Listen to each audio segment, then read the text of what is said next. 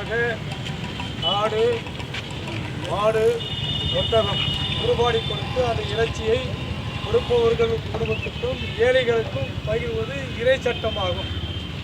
இந்த சட்டத்திற்கு எதிராக தமிழக தலைமை நீதிபதி தலைமையிலானவர்கள் ஒரு உத்தரவு போட்டிருக்கிறார்கள். ஒட்டகம் வெட்டுவதற்கு தமிழ்நாட்டிலே அதுக்குண்டான இடங்கள் இல்லை, ஆகவே நாங்கள் தடை விதிக்கிறோம் என்று. ஒட்டகம் என்பது இது ஆடு போன்று விற்பனை உண்டான பொருள் அல்ல. ஆண்டுக்கு ஒரு முறை இறைவனுடைய பெறால் அடுத்து அதை ஏழை எளிய மக்கள் கொடுக்கக்கூடியதாகும்.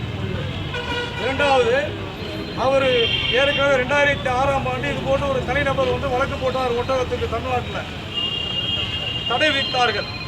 அதை மனித உரிமை ஆர்வலர் அன்று உயர்நீதிமன்ற நீதிபதியாக இருந்த ஐயா சந்தூர் அவர்கள் தலைமையிலானவர்கள் அந்த தடையை நீக்கம் செய்து ஒட்டகம் என்பது விற்பனைக்கு அல்ல, அவர்கள் வழிபாடு சம்பந்தப்பட்டது, ஆக தடை விதித்தது சரியில்லை என்ற தடையை ரத்து செய்தார்கள்.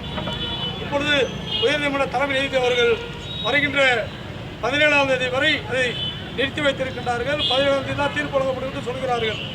தமிழ்நாடு முஸ்லீம் முன்னேற்ற கழகத்தை பொறுத்தவரை இந்த தடையை எதிர்த்து தமிழ்நாட்டில் 50 இடத்தில் மாவட்ட தலைநகர்களிலும் மாநகர தலைவர்களிலும் கண்டன ஆர்ப்பாட்டம் நடைபெறுகின்றது. அதே நேரத்தில் தமிழ்நாடு முஸ்லீம் முன்னேற்ற கழகம் தமிழக அரசை கேட்டுக்கொள்வதெல்லாம் முஸ்லிம்களுக்கும் காவல்துறைக்கும் ஒரு மோதல் போக்கை ஏற்படுத்துகின்ற வகையில் தமிழக தலைமை நீதிபதி ஒரு முயற்சியை செய்து கொண்டிருக்கின்றார். இதை தடுக்கின்ற வகையில் தமிழ்நாடு முழுவதும் அனைத்து ஜமாத்துகளும், குறிப்பாக எத்தனை காவல் நிலையங்கள் தமிழ்நாட்டில் இருக்கின்றதோ அந்த காவல் நிலைய எல்லைக்கு உட்பட்ட பகுதியில் அந்த அஜிபலான் அன்று குர்பானி கொடுப்பதற்குண்டான இடத்தை தமிழக அரசு ஒதுக்கி இதுக்கு முற்றுப்புள்ளி வைக்க வேண்டும் என தமிழ்நாடு முஸ்லீம் முன்னேற்ற கழகம் சார்பாக கேட்டுக்கொள்வதோடு சென்னை உயர்நீதிமன்றத்தினுடைய இந்த தீர்ப்பை எதிர்த்து தமிழ்நாடு முஸ்லீம் முன்னேற்ற கழகம் உச்சநீதிமன்றத்திலே மேல்முறையீடு செய்ய இருக்கின்றது.